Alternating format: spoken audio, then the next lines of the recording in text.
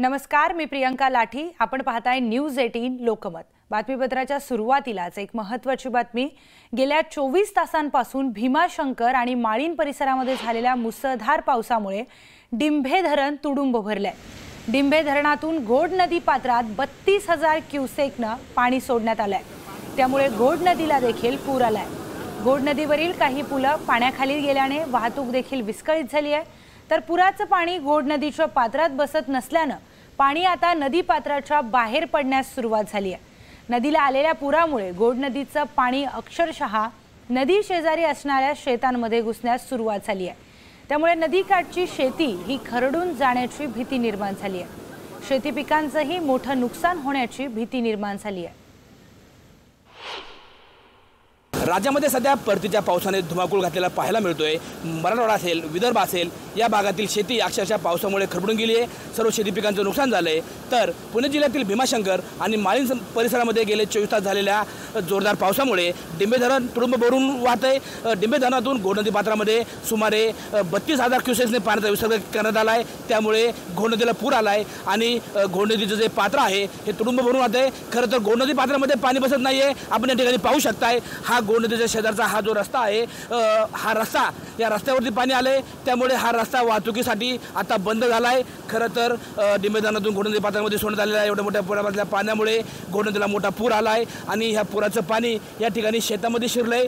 घोड नदी तुडुंब भरून वाहतीये। घोड नदीवरती असणारे अनेक पूल या ठिकाणी पाण्याखाली गेलेत। घोड नदीवर असणारा घोडेगाव जुन्नर रस्त्यावर असणारा पूल पाण्याखाली गेलाय। त्यामुळे त्या ठिकाणची वाहतूक ठप्प झाली आहे। आपण या ठिकाणी पाहू शकताय, ही घोड नदी आहे आणि ह्या घोड नदीचा हा प्रवाह आहे। मात्र घोड नदी पात्रामध्ये डिंभे धरणातून 32,000 क्युसेक पाणी सोडल्यामुळे ह्या प्रवाहामध्ये पाणी बसत नाहीये आणि हे पाणी जे आहे प्रवाहाचं, हे आता प्रवाह सोडून चक्क या ठिकाणी शेतामध्ये शिरलेलं आपल्याला पाहायला मिळतंय। या ठिकाणी जी शेती आहे, ह्या शेतीमध्ये या पाण्याचे लोटच्या लोट या ऊसाच्या शेतीमध्ये जात आहेत। त्यामुळे या शेतीलाही प्रचंड असं नुकसान होण्याची भीती आहे।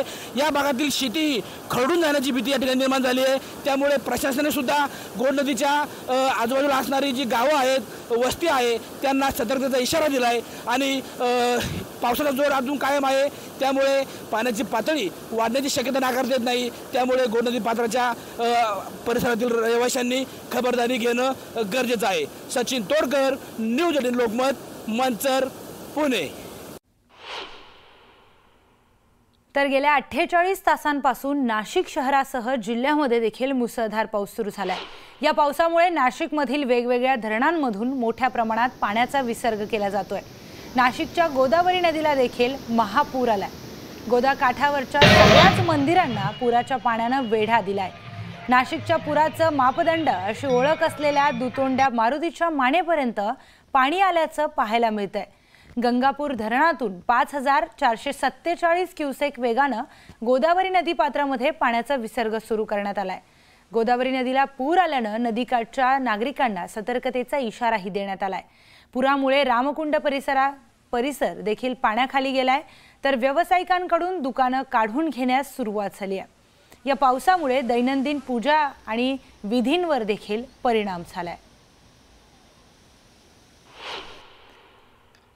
नाशिक जिल्ह्यात सुरू असलेल्या मुसळधार पावसाने नाशिकच्या गंगापूर धरणातून तब्बल 9,000 क्युसेक वेगानं गोदावरी नदी पात्रात पाण्याचा विसर्ग सुरू करण्यात येतोय।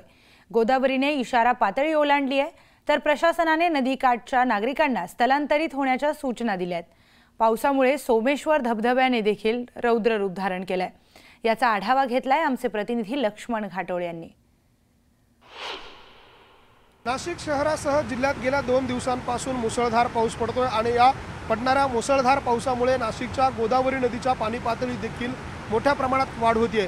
विशेष म्हणजे नाशिकच्या गंगापूर धरणाच्या पाणलोट क्षेत्रामध्ये मुसळधार पाऊस पडतोय। त्यामुळे गंगापूर धरणामध्ये पाण्याची आवक वाढलेली आहे आणि त्यामुळे आता गंगापूर धरणातून पाण्याचा विसर्ग जो आहे तो देखील मोठ्या प्रमाणात केला जातोय। सद्यस्थितीमध्ये नाशिकच्या गंगापूर धरणातून तब्बल 9,000हून अधिक मोठ्या प्रमाणात विसर्ग जो आहे तो गोदावरी नदीच्या पात्रामध्ये केला जातोय आणि त्यामुळे नाशिकच्या गोदावरी नदीने रौद्र रूप धारण केलेलं आहे। माझ्या मागच्या बाजूला हा सोमेश्वर धबधबा आहे आणि सोमेश्वर धबधब्याची ही सगळी दृश्य आपण बघतोय। कशा पद्धतीने सोमेश्वर धबधब्याने देखील रौद्र रूप धारण केलेलं आहे। काही वेळापूर्वी जी माहिती मिळालेली आहे त्या माहितीनुसार नाशिकच्या गोदावरी नदीने इशारा पातळी ओलांडलेली आहे। नाशिकच्या गोदावरी नदीने इशारा पातळी ओलांडल्यानंतर गोदावरी नदीची वाटचाल जी आहे ती आता धोका पातळीकडे आहे। 9000 क्युसेक इतक्या मोठ्या प्रमाणात पाण्याचा विसर्ग गंगापूर धरणातून होतोय, तर शहरात पडणाऱ्या पाण्यामुळे देखील गोदावरी नदीमध्ये मोठ्या प्रमाणामध्ये पाण्याची आवक सुरू आहे आणि त्यामुळे जो नाशिकच्या रामकुंड परिसरामध्ये होळकर पूल आहे त्या होळकर पुलावरून तब्बल 14 ते 15,000 क्युसेक इतक्या मोठ्या प्रमाणात पाणी जे आहे ते गोदावरी नदीमध्ये झेपावत आहे आणि या सगळ्यामुळे सध्या नाशिकची गोदावरी नदीला महापूर आल्याचं आपल्याला पाहायला मिळते।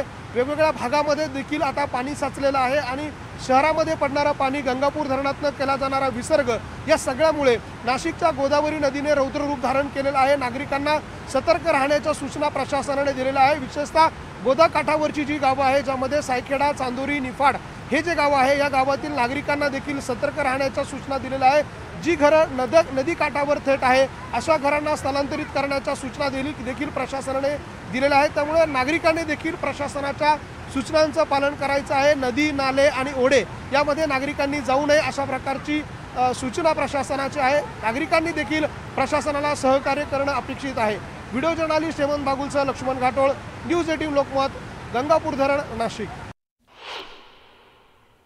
तर अहिल्यानगर जिल्ह्यामध्ये मोठ्या प्रमाणावर पाऊस पडल्यामुळे शहरातून वाहणाऱ्या सीना नदीला पूर आलाय। नदीकाठच्या लागून असलेल्या घरांमध्ये पाणी शिरलं असून नदीचं पात्र तुडुंब भरून वाहत आहे।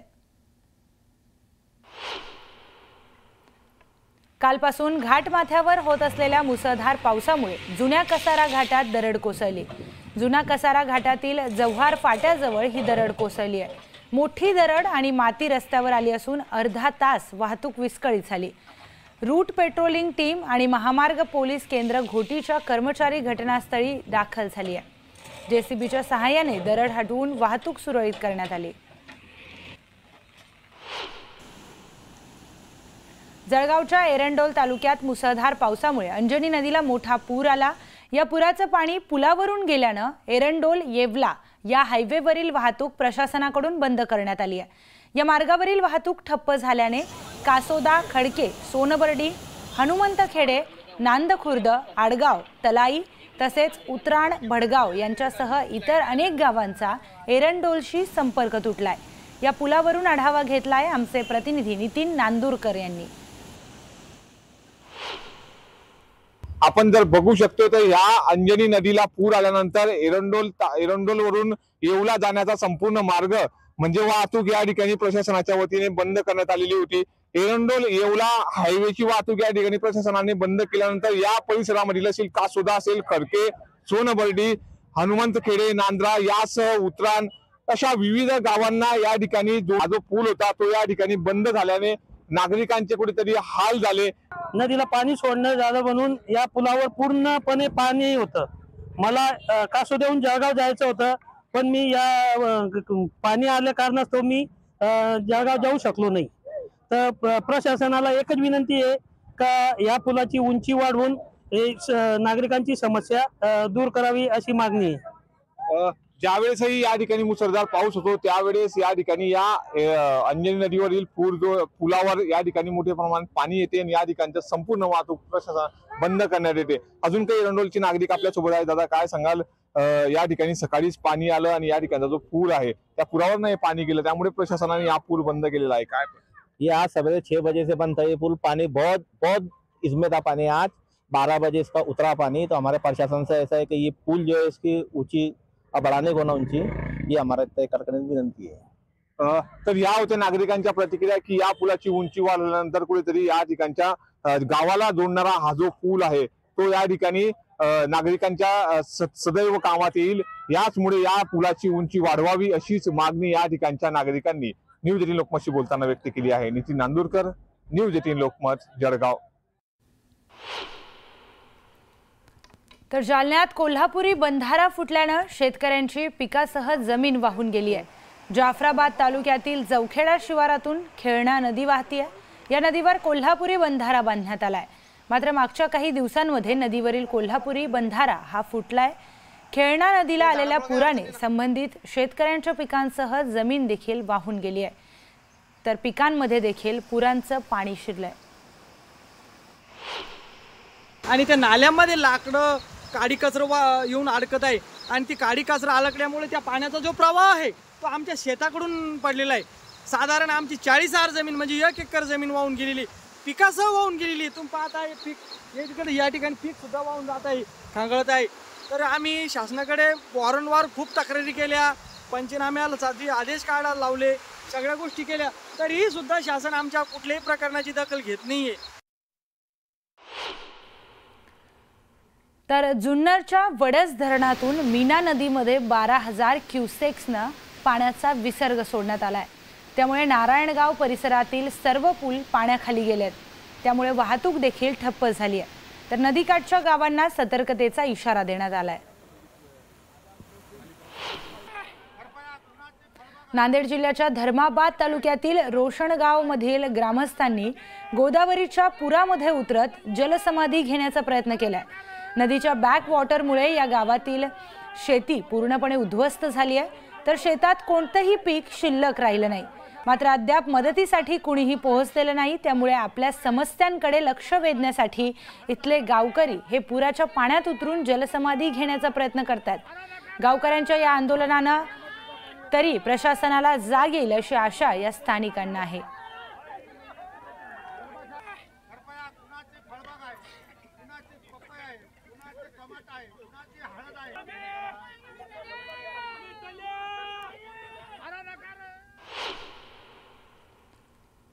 मुसळधार पावसाचा फटका रेल्वे वाहतुकीलाही बसलाय। रेल्वे ट्रॅकवर पाणी मोठ्या प्रमाणामध्ये साचल्यामुळे नांदगाव धुळे दादर एक्सप्रेस आणि देवळाली भुसावळ पॅसेंजर या 2 गाड्या थांबवण्यात आल्या आहेत। शिवाय मनमाड मार्गे धावणारा Mumbai Nanded Tapovan express, Pataliputra express, Mumbai LTT express, Hatia Mumbai LTT express, त्याचबरोबर बरेली मुंबई LTT एक्सप्रेस आणि मुंबई अयोध्या एक्सप्रेस, त्याचबरोबर मुंबई अगरताळा एक्सप्रेससह इतर रेल्वे गाड्या 3 ते 4 दिवस उशिराने धावत आहेत। त्यामुळे मनमाड रेल्वे स्थानकावर प्रवाशांची मोठी गर्दी झाली आहे।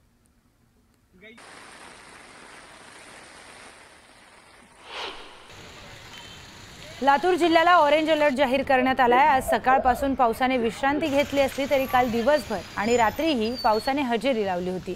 त्यामुळे मांजरा धरणाच्या पाणी पातळीमध्ये वाढ झाल्यामुळे मांजरा धरणाचे 6 दरवाजे 2.50 मीटरने उघडण्यात आलेत। त्यामुळे मांजरा नदीला मोठा पूर आलाय। मांजरा नदी पात्र सोडून वाहत असल्यामुळे आजूबाजूची शेतजमीन देखील मांजरा नदीने कवेत घेतली आहे। पावसाने अक्षरशः हाहाकार माजलेला आहे आणि त्याची ही बोलकी दृश्य आपण माझ्या पाठीमागे बघू शकताय।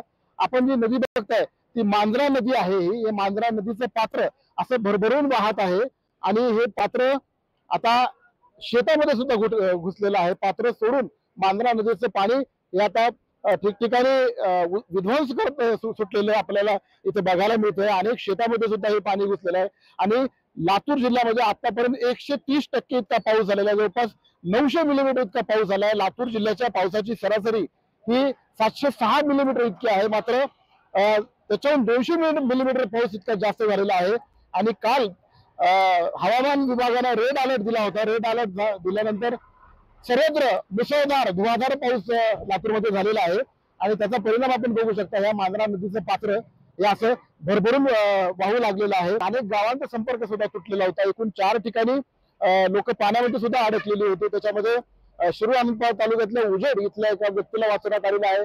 तर अहमदपूर, चाकूर, लातूर यासारख्या ठिकाणी अशा 4 ते 5 जणांना शोध व बचाव पथकाने वाचवलेलं आहे।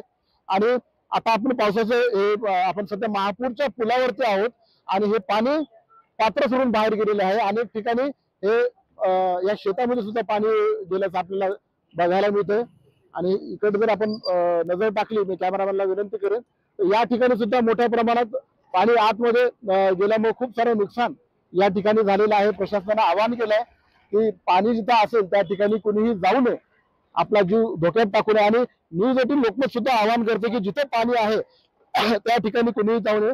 या महापूरच्या पुलावर अनेक जण पाणी बघण्यासाठी आलेले आहेत।